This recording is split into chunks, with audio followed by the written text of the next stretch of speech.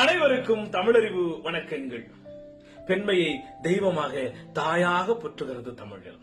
பெண்களை நாம் சரியாக தாயாக பார்க்கிற போது இங்க நடக்கிற நிறைய தவறுகள் குறைந்து போகும். இதற்கு பல்வேறு உதாரணங்கள் இருக்கின்றன. நதியை, நிலத்தை பெண்மையாக போற்றுகிற தமிழ் சொல்லல.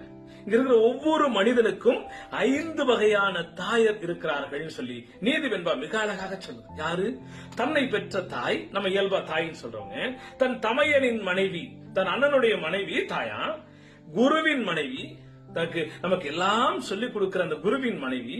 இந்த நாட்டை ஆள்கிற அரசி, இவங்க மட்டுமில்லையா, தனக்கான இல்வாழ்க்கைக்கு துணையாக மனைவியை பெற்றுத் தருகிற தாயும் தாயா.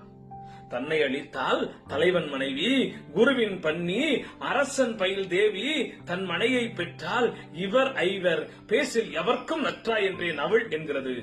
அந்த வகையில் எல்லோரையும் தாயாய் போற்றுவோம். நன்றி, வணக்கம்.